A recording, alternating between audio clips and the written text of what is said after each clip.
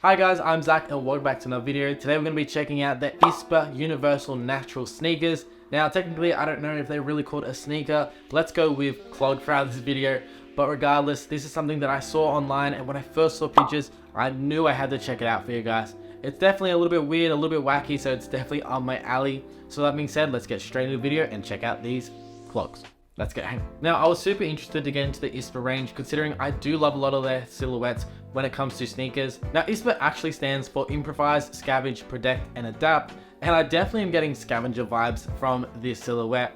Of course, you've got that EVA foam construction all around the silhouette, with a cork insole allowing for maximum comfort.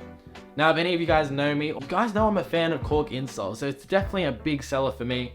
And personally, I was a big surprise when I opened up the box for this silhouette, and you actually get an extra pair of cork insoles with a bit of a different sort of density to them, which was a pleasant surprise, especially considering the price for this is actually not that expensive.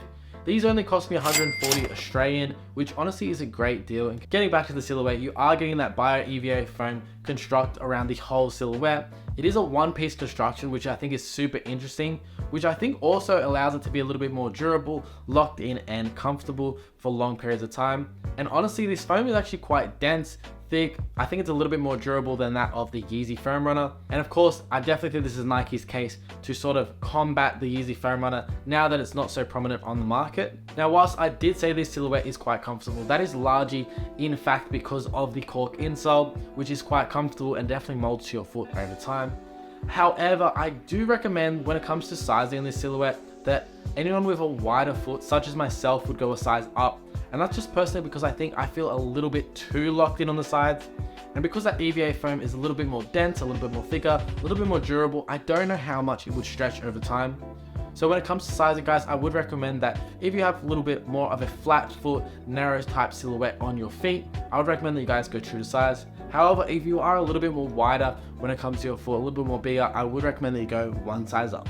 Now, getting in just to the overall look of this silhouette, it's super interesting. It's not as sleek as something as a Yeezy Foam Runner or a Slide. It's definitely a little bit more scavenger-esque, which I definitely think plays into that sort of ISPA type range.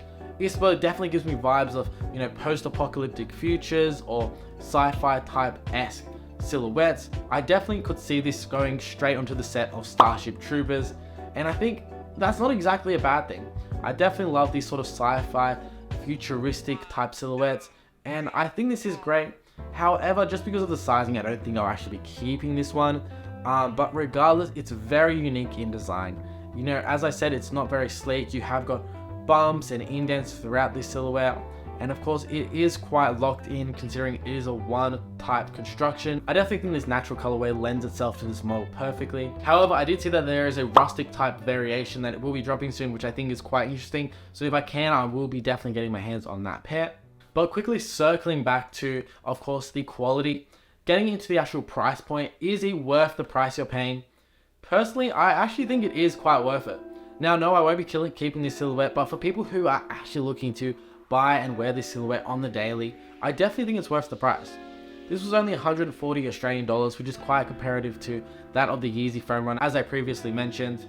And honestly, for getting an extra pair of cork insoles for completely free, they didn't have to throw that in, but they did, and I think that just sort of lends itself to it's definitely worth the price. Now, that will conclude today's video. I know it was a bit of a shorter one. I did want to just show you these guys on feed because I thought it was a very interesting silhouette and something personally I was looking to sort of check out on YouTube. With that being said, guys, if you did enjoy today's video, feel free to like down below.